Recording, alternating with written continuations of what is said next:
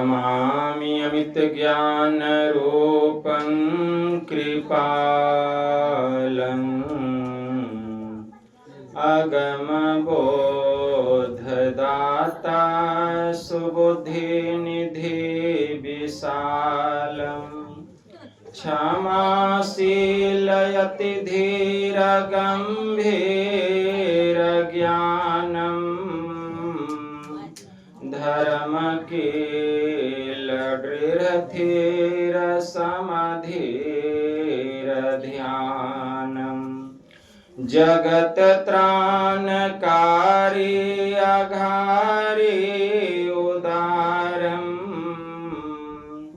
भगत प्राण रूपं दया गुण अपारं नमो सतगुरुम ज्ञान दाता सुस्वामी नमामि नमामि नमामि नमामि नमामि नमामि नमामि नमामि महाराज सद्गुरु है राजन को राजा है जिनकी कृपा से सर सर्व काजा भने में सोई परम गुरु नमामि नमामि नमामि नमामि नमामि नमामि नमामि नमामि नमामि। श्री सद्गुरु महाराज की जय।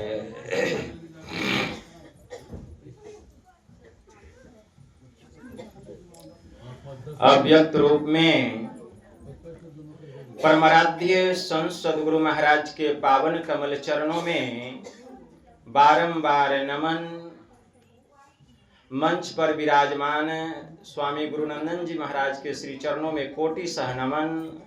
आदरणीय सत्संग प्रेमी गुरुजनों, भक्तिमती माताओं एवं धर्मशीला बहनों, आप लोगों को सर्वविदित हो चुका है कि यह सप्ताह ध्यान साधना शिविर का आयोजन चल रहा है और आज अंतिम दिन का यह अपराह्न कालीन का सत्संग है, जिसमें कि हम लोग अपनी अपनी उपस्थिति दर्ज कर रहे हैं। यह हम लोगों का परम सौभाग्य है। इस संत मत सत्संग के द्वारा ज्ञान योग युक्त एकमात्र ईश्वर भक्ति का संदेश दिया जाता है, उपदेश दिया जाता है। प्रत्येक प्राणी मात्र को बोध कराया जाता है कि ज्ञान क्या है, योग क्या है, भक्ति क्या है, जीव क्या है, माया क्या है, ब्रह्म क्या है। इन सभी रहस्यमयी बातों का ज्ञान सत्संग के माध्यम से यह जो जीव अबोध बना हुआ है, सत्संग श्रवण करते करते एक दिन वह सुबोध और परम ज्ञानी हो जाता है। अभी संत स्तुति और गुरु वंदना से पाठ का शुभारंभ हुआ। हम लोगों ने अति ही मनोयोग पूर्वक भक्ति युक्त ढंग से पाठ का श्रवण किया। तत्पश्चात श्री रामचरितमानस सार सटीक प्रथम सोपान बाल कांड से भी हम लोगों ने पाठ का श्रवण किया। पाठ के क्रम में हम लोग गुरु की महिमा के संबंध में श्रवण कर रहे थे। गोस्वामी तुलसीदास जी महाराज श्री रामचरितमानस में लिखते हैं, बंदौ गुरुपद कंज अकृपा सिंधु नर रूप हरि महामोहतम पुंज जासु वचन रवि कर निकर। आप लोग हलचल नहीं कीजिए, एकदम शांत भाव से सुनिए। गोस्वामी जी लिखते हैं, कृपा के समुद्र नर के रूप में नारायण, जिनका वचन अज्ञानता रूपी रात्रि को नाश करने के लिए सूरज की किरणों का समूह है, ऐसे गुरु के चरण कमलों की मैं वंदना करता हूं। क्या समझे? कृपा के सागर, कृपा के समुद्र, नर के रूप में नारायण, कौन? संत सदगुरु, जिनका वचन अज्ञानता रूपी रात्रि को नाश करने के लिए सूर्य की किरणों का समूह है, ऐसे गुरु के चरणों की मैं वंदना करता हूं। ऐसे गुरु होते हैं। गोस्वामी जी दूसरी जगह लिखते हैं, ज्ञान कहे अज्ञान विनो, अतम विनो कहे प्रकाश, निर्गुण कहे सगुण विनो, असो गुरु तुलसी दास। तो गुरु सब नहीं होते हैं। ज्ञान कहे अज्ञान विनो, जो ज्ञान की बात तो करते हैं, लेकिन जिन्होंने कि अपने को अज्ञानता के मंडल से ऊपर उठा लिया है। तम बिनु कहे प्रकाश, जो प्रकाश मंडल की बात तो करते हैं, लेकिन जिन्होंने कि अपने को अंधकार के मंडल से ऊपर उठा लिया है। निर्गुण कहे सगुण बिनो, जो निर्गुण निराकार ब्रह्म की बात तो करते हैं, लेकिन जिन्होंने कि अपने को सगुण साकार से ऊपर उठा लिया है। वास्तव में ऐसे गुरु संत सदगुरु कहलाते हैं। गोस्वामी जी लिखते हैं, ऐसे गुरु की मैं वंदना करता हूं।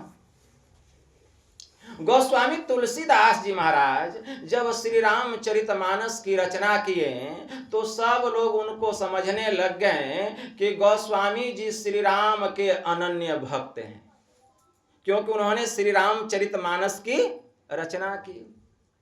जब उन्होंने हनुमान चालीसा की रचना की तब क्या समझने लग गए कि ये एक निष्ठ हनुमान जी के अनन्य भक्त हैं। लेकिन वास्तव में गोस्वामी तुलसीदास जी महाराज एक निष्ठ गुरु के भक्त हैं। उन्होंने अपने हृदय में गुरु को स्थान दिया और सबका उन्होंने आदर किया, सत्कार किया, स्वागत किया, सम्मान किया। किसी का अनादर, किसी का निरादर उन्होंने नहीं किया। आप पूरी रामचरितमानस को पढ़ लीजिए, रामायण को पढ़ लीजिए, कहीं किसी का भी उन्होंने अनादर नहीं किया है, किसी का उन्होंने तिरस्कार नहीं किया है, निरादर नहीं किया, सबका सम्मान किए, लेकिन अपने हृदय में एक गुरु का स्थान दिए, एक गुरु का स्थान दिए। इसीलिए उन्होंने रामचरितमानस के प्रथम दोहा में ही कहा कि बंदौ गुरुपद गंज, कृपा सिंधु नर रूप हरि, महामोह तम पुंज, जासु वचन रवि कर निकर। जब हम हनुमान चालीसा पढ़ते हैं तो उसमें पढ़िए, क्या पढ़ते हैं? श्री गुरु चरण सरो रज, निज मन मुकुर सुधारी, वर्णौ रघुवर विमल जस, जो दायकु फलचारी, बुद्धिहीन तनु जानी के, सुमिरव पवन कुमार, बल बुद्धि विद्या देहु मोहि, हरहु कलेश विकार। सबसे पहला स्थान हनुमान चालीसा में गोस्वामी जी ने गुरु को दिया है। श्री गुरु चरण सरो रज, गुरु महाराज के चरणों की जो धूली है उस धूली को मैं प्रणाम करता हूं, जो मन रूपी दर्पण के मैल को हरण करने वाली। निज मन मुकुर सुधारी, जो मन रूपी दर्पण के मैल को हरण करने वाली है, वह क्या? गुरु महाराज का चरण रज। तो सबसे पहले गुरु महाराज को प्रणाम करते हैं। किसकी वंदना करते हैं गोस्वामी जी? गुरु की वंदना करते हैं। श्री गुरु चरण सरोरज, निज मन मुकुर सुधारी। और दूसरी वंदना किनकी करते हैं? वर्णौ रघुवर विमल जस, जो दायकु फल चारी। दूसरी वंदना वे प्रभु श्री राम की करते हैं, जो कि चारों फल अर्थ धर्म काम और मोक्ष को देने वाले हैं। वर्णौ रघुवर विमल जस, जो दायकु फल चारी। तो दूसरा स्थान किसको देते हैं? प्रभु श्री राम को देते हैं। और तीसरा स्थान, तीसरी वंदना हनुमान जी की करते हैं। क्या कहते हैं? बुद्धिहीन तनु जानिके सुमिरव पवन कुमार, बल बुद्धि विद्या देहु मोहि हरहु कलेश विकार। तो तीसरा स्थान किनको दिए? हनुमान जी को दिए। लेकिन पहला स्थान किसको दिए हनुमान चालीसा में? गुरु को, गुरु की वंदना किए। इससे क्या पता चलता है कि गोस्वामी तुलसीदास जी महाराज एक निष्ठ गुरु के भक्त हैं और बाकी सबका उन्होंने आदर किया, सत्कार किया, सबका सम्मान किया, किसी का भी उन्होंने तिरस्कार नहीं किया, अनादर नहीं किया, निरादर नहीं किया। ऐसे संत हो गए गोस्वामी तुलसीदास जी महाराज। बहुत लोग खूब कुतर्क करते हैं, तर्क वितर्क करते हैं कि यह मानने योग्य नहीं है। गोस्वामी जी तो राम जी के भक्त हैं, कोई कहते हैं गोस्वामी जी तो हनुमान जी के भक्त हैं, क्योंकि उन्होंने हनुमान चालीसा की रचना की, क्योंकि उन्होंने श्री रामचरितमानस की रचना की। तो अब पढ़िए कि जब हनुमान चालीसा लिखते लिखते जब अंतिम में जाते हैं गोस्वामी जी, तब क्या लिखते हैं?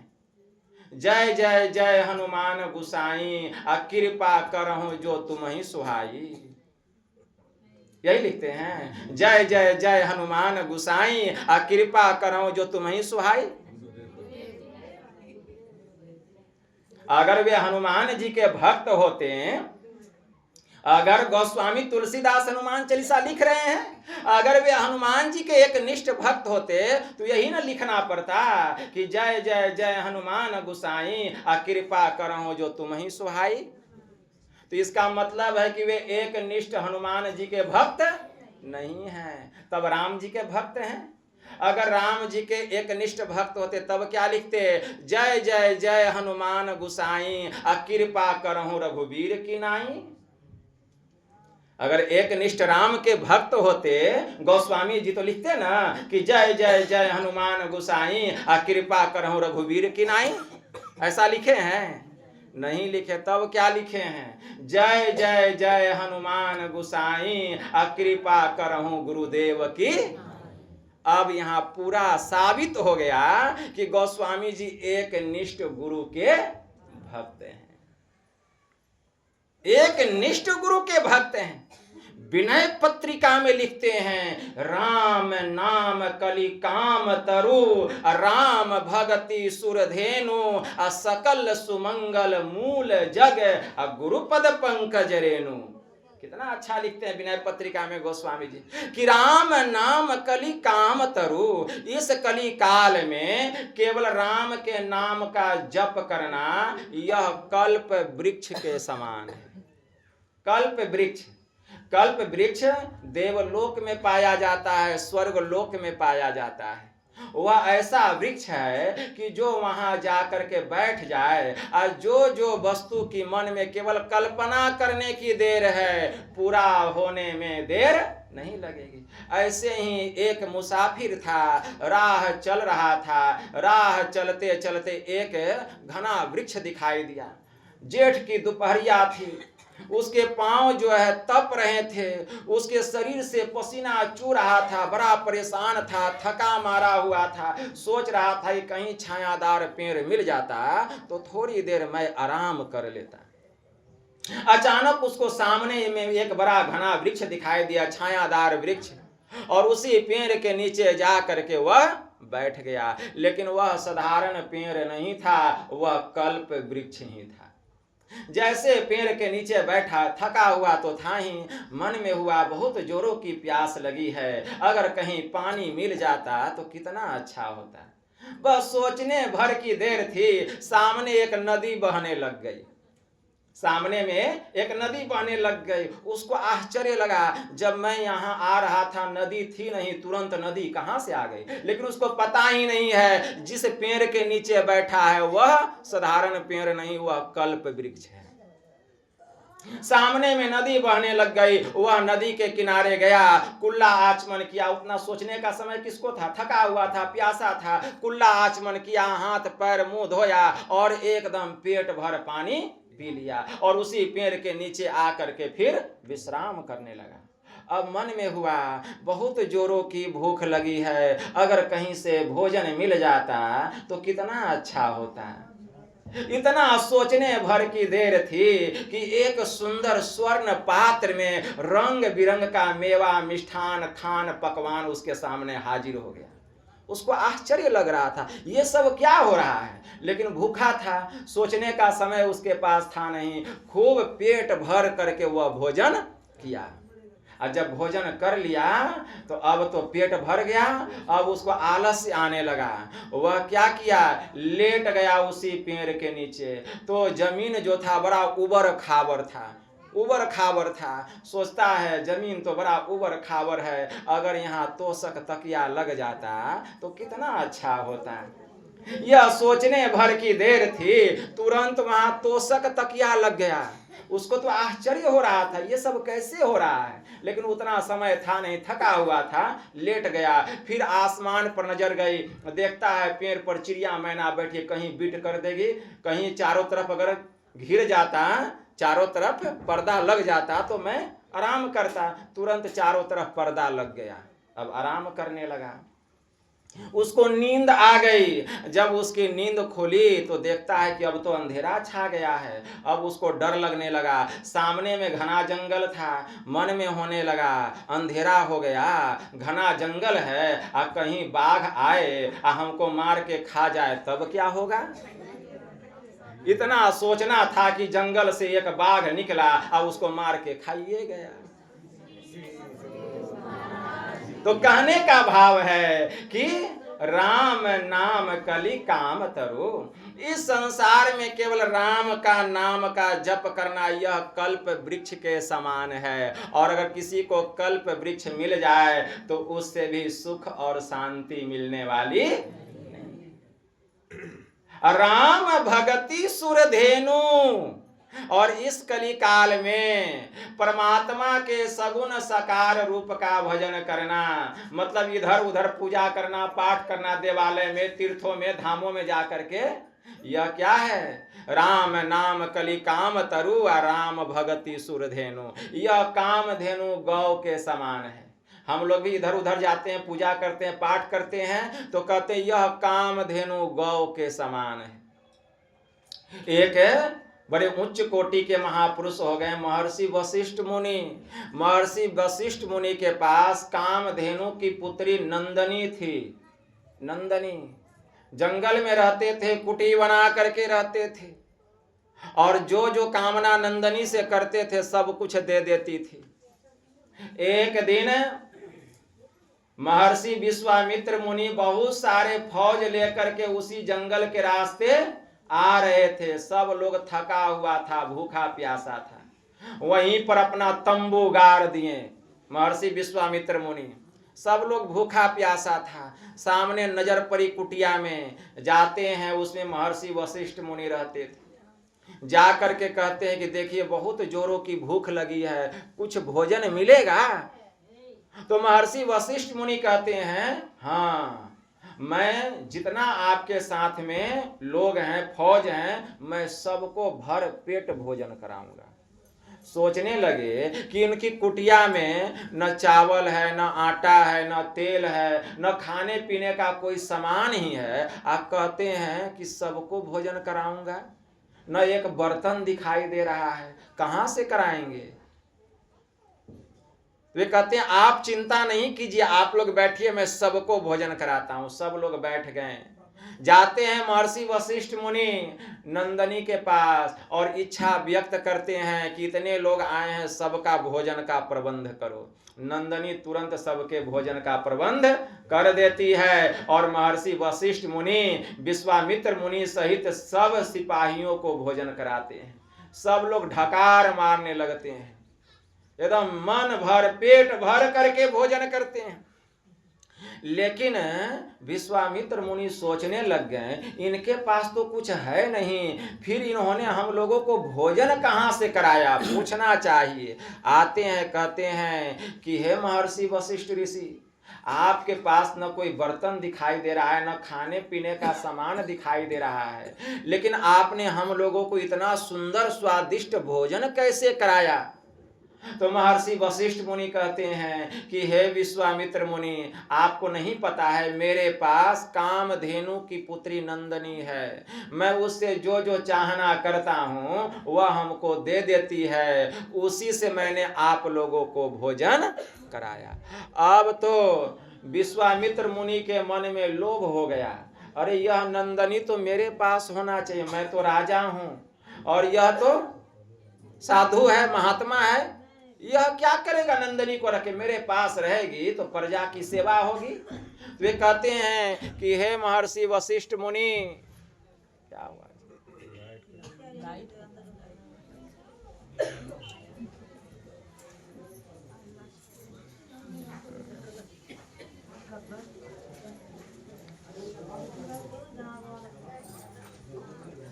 नंबर ना आता होगा,